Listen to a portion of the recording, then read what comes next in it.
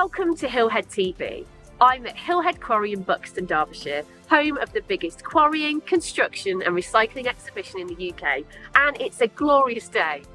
I'm here to meet Chris Smith, Head of Specialist Equipment at Aldermore Bank.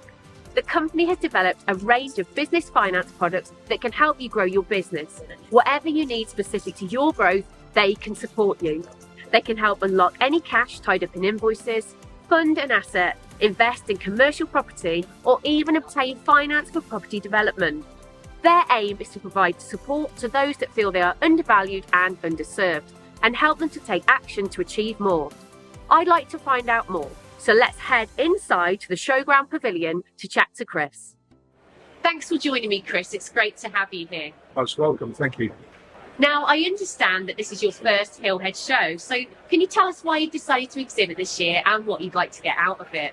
So, us being here is really, really important. We've got lots of different connections visiting the show over the next 3 days. So, we've got, most importantly, our customers that are actually coming down to see the latest technology and understand really what their next purchase is going to be. Secondly, we've got our vendors here. So these are some of the people that are actually displaying the equipment and trying to attract custom to their stand, and of course we'll be there to support any acquisitions or purchases that are made throughout the show, and our customers know we're here to facilitate doing that. And finally, we do have some of our brokers attending the show that work closely with us on the construction side.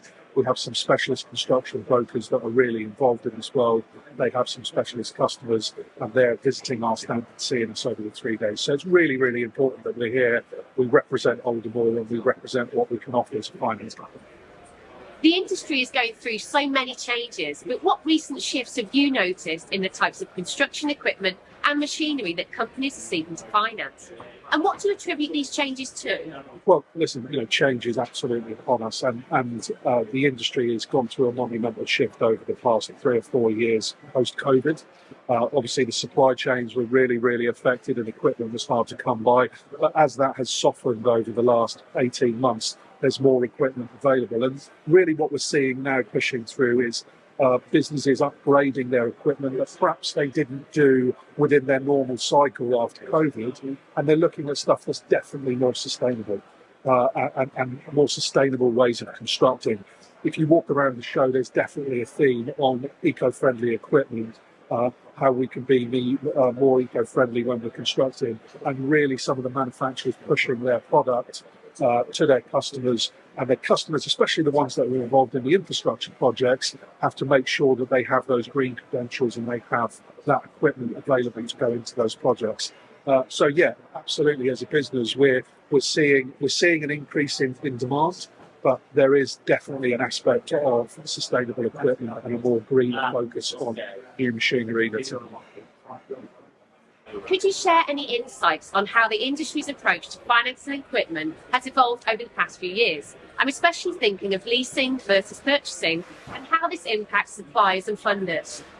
Yeah, sure. So we talked a lot about suppliers, funders, leasing, HP.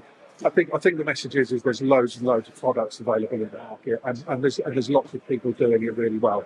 At Aldermore, what we like to do is just match our finance offering on a bespoke level to the customer's requirements. So if the customer is in need of something a little bit unusual, or if the customer is in need of something that matches the cash flow of their contract, for example, so that at the rate at which they're going to be paid by their contractor, then it's really important that we match that from a finance perspective to take that cash flow burden away. So for us as a business, being flexible, being present and understanding a customer's needs is absolutely the most important thing when we're talking about a transactional agreement. Sure.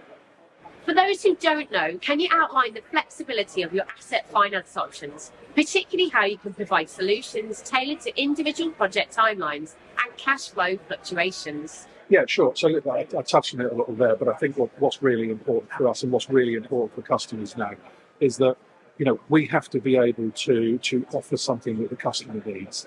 Just offering a generic product in the marketplace is really, really easy to think, and we do that really, really well.